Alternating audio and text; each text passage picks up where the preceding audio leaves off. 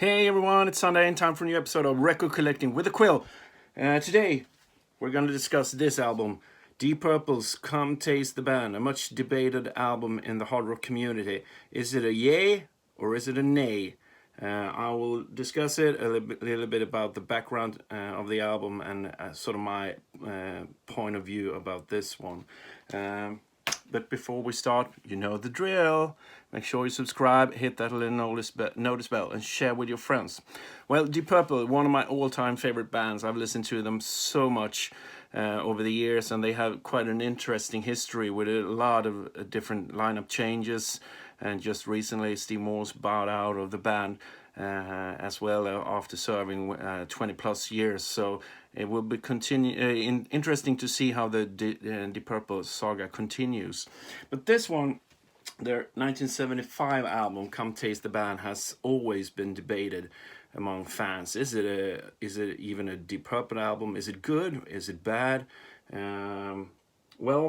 As I say, I will discuss it a little bit about the background of it. They were coming out a really successful period of the band when David Coverdale and Glenn Hughes joined in 1973. They enjoyed tremendous success, especially in the US, with Burn and the Stormbringer albums. But somewhere around that period, Richie Blackmore was losing interest and started sort of working on his own solo album, which later became Richie Blackmore's Rainbow, a fantastic band indeed. But and he did his last show with Deep Purple in April of 1975, and everything was sort of up in the air there for a while. Would they continue without Richie Blackmore, who was a founding member and one of the guitar gods of that generation, and it certainly is still today. And from what I read, it was David Coverdale who found a new young guy, an American guy called Tommy Bolin, by listening to this album, Billy Cobham's Spectrum, a fantastic album with some great, not only guitar playing from Tommy Bolin, but also drumming from Billy Cobham, and some great bass playing by Lee Sklar as well.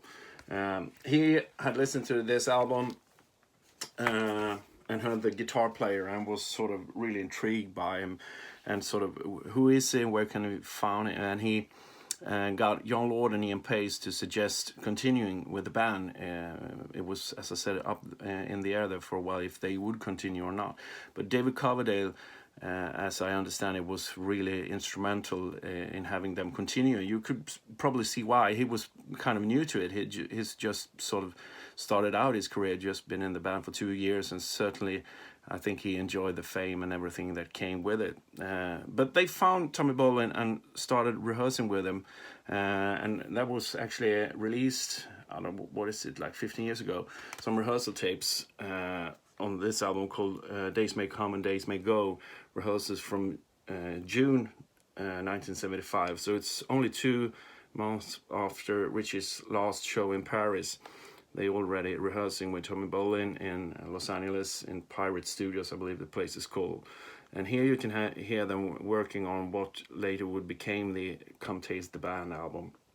A lot of cool jams, and sort of Tommy Bolin is not going into this trying to be Richie Blackmore. He's going into this being himself, and he, even though he was quite young, I think he was 24 years. He was born in 1951. 24 years. He had certainly managed to do a lot of stuff. He recorded a couple of albums with Sapphire, his first band. He made 2 albums with James Gang, another band I mentioned before, and he did a lot of session work for Moxie and another drummer called Alfonso Muzon, I believe, and some other stuff as well. So he was certainly a name in his own right.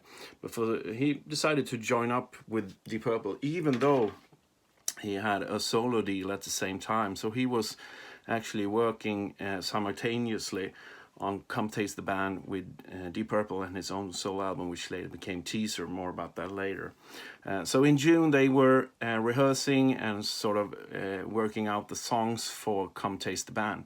Then they took a short break because in July he then recorded his own solo album, this one named Teaser, a fantastic album. If you haven't heard it, you have to listen to it.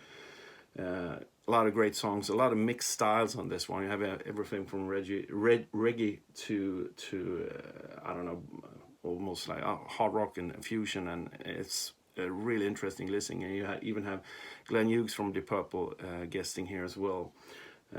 A fantastic album. So he did record that in July, and then in August he was off to Munich with Deep Purple and started the recording of this one. Come Taste the Band, as I said, in Musicland Studios, together with Martin Birch, the famous producer, produced Iron Maiden and Deep Purple and Whitesnake and a lot of other cool bands.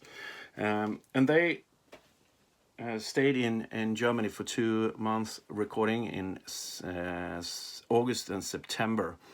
And the recording was there's a great documentary about this where Glenn Hughes and John Lord is talking about all this period called Phoenix Rising, where you can find parts of it on YouTube if you want to hear their point of view of it.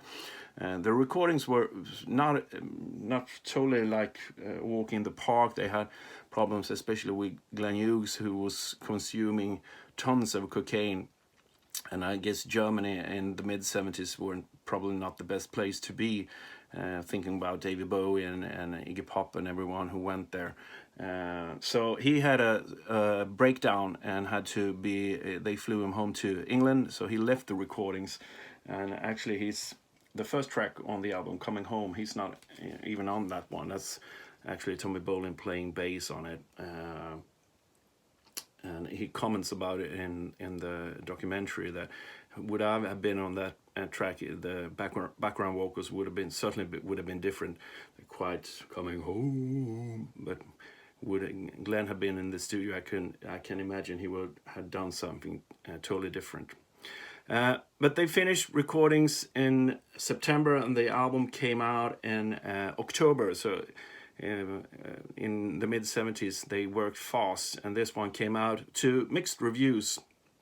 A lot of people were missing Richie Blackmore and his style. He certainly has an identifiable style, but they started touring as well. And the tour started out quite okay, and they started out in America, Australia, went good, and then in Japan they ran into some major problems, apparently from Tommy Bolin injecting heroin and sort of numbing his left arm, so he had a lot of problems playing the tunes. And then they ended up in the UK and did a tour that really weren't going well at all. Tommy had lost interest. Glenn was losing interest as well. They were sort of really into drugs at the time, and by the end of the UK tour, David, Ian and John decided to disband Deep Purple. And it's interesting, speaking of it, because as I said, this one came just 1 month later. Come Taste the Band came out in October, and this one came in November. So it must have been really confusing for Tommy, because the teaser album was, I wouldn't say successful, but he couldn't promote it the right way, since he were on tour with Deep Purple. I guess that probably helped his mood and a sort of outlook on things, even though Deep Purple played a couple of songs from the teaser album. They played Wild Dogs and I think Marching Powder, or no, The Grid they played as well, I think, or Homewood Strut. You look it up. And then sort of Deep Purple disbanded, as I said, and this album after that had always been looked at as like the what do you call it in English? I don't know, but it was seen upon as something they shouldn't even have done at all. They should have, everyone was saying just, they should have quit the band, everyone, when Richie Blackmore left the band. But I think over time and over a long period, this one has sort of been reevaluated. A lot of people like this one for what it is. It is a Deep Purple album. It says so, but it's a different band. You have a different guitarist, and I for once I think this was one of the last one of the original Deep Purple albums I bought, because I read about it as a kid, sort of avoid this one. But when I got it, I loved it, and I have loved it ever since. This is probably the Deep Purple album I listen to the most. And I put it on just the other day, and that's where I got the idea for this episode as well. And I think it's a fantastic album. And I think it was sort of, in a way, I think it probably was a little bit ahead of its time, because you have a different Deep Purple here. You have Glenn Hughes and Tommy Bolin injecting sort of different styles of music, and I think this is sort of the early beginning of funk rock in a way, even though you had funk rock, but harder funk rock. Later so became popular with Red Hot Chili Peppers and all that stuff, because they brought that influences to the band. And I think also the songwriting is fantastic on this one. It's not Deep Purple in a made in Japan way or machine, when you have these long sort of instrumental breakdowns and stuff. This is a more song oriented Deep Purple, which I love. And I think David Coverdale really shines on this one. And I think this is sort of an instrumental album in starting, in him starting Whitesnake, because I think this is the album where he took more of a leading role. I think whenever Richie was in the band, everyone was sort of doing whatever they thought Richie thought they should be doing. But as I said, David was the one who insisted they should continue. He was instrumental in finding Tommy, and is also instrumental in the writing of the album. And as I said, I think this was sort of a stepping stone for him starting in Whitesnake after the Deep Purple saga ended for him. But as I said, so many great tracks coming home. The first one, even though Glenn is not on it, fantastic. I don't think this one has a bad track at all. I have a favorite one, Dealer, where Tommy even sings a little bit of lead vocals. I really love his, it sort of has a really different style, but I love his vocals. They're sort of really sensitive. Love Child was one I was really into when I was younger, and You Keep On Moving, the last track, is fantastic. There's some great live recordings of that one as well. I think the recordings they did in Japan is they are a lot better if you listen to them than what the rumor says. And this is, I don't know, this is sort of, I think this is not an original copy, or it isn't for sure, because it has, I think this is the one I got, and the first copy I got as when I was younger. And of course you gotta have the Japanese pressing. It looks more or less the same. You got the nice OB, you got an inlay card. This came in the original version, or in the US and UK. This was the inner sleeve, but here in Japan you have it sort of as a pamphlet. Very nice. And then in 2000, I think it was in 2010, was it? They released a 35 anniversary edition. 35, is it? Oh, I can't see without my glasses. Or was it 12? You look it up. This anniversary edition, where you have the whole album remastered, and you have it also a remixed version by Kevin Shirley, and you have some bonus tracks as well. This is a double album. I haven't opened it since I have it on CD as well, so I listened to that one.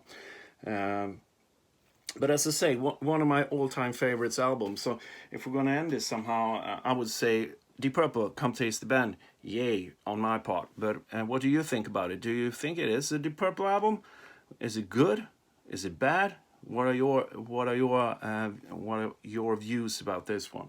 As I said, I love it. It's sort of sad that it ended the way it did, both with the band, but also the fact that Tommy died just a year later in 1976 on tour, just 25 years old. He certainly made a huge mark in music over a short time. As I said, there's so many great albums, and he certainly has a very unique style, and I think that's sort of what makes the album stand out as well, because he was such an exceptional guitar player, and it would have been interesting to see what he would have done over a longer period of time. But that's one for the ages, I guess. And we do have the music he did do to enjoy. So I suggest you give Come Taste the Band a spin if you haven't, and listen to it for what it is. It is a different Deep Purple, but in my book, it's still Deep Purple. And if you want to see more of it, check out as I said, there's part of the Phoenix Rising on YouTube, so you can hear John Lord's and Glenn Hughes' episode and their point of view about this album. As I said, it was an interesting period in Deep Purple's history, and one I love. But as I said, I'm rambling now. I would love to hear your opinion about this album. Please comment in the comment section. And also, make sure you follow the Quill on social media. It's the Quill Sweden, the Quill Sweden. And I'll see you all again next week with a new episode. But this one was Deep Purple, Come Taste the Band, and I say, yeah.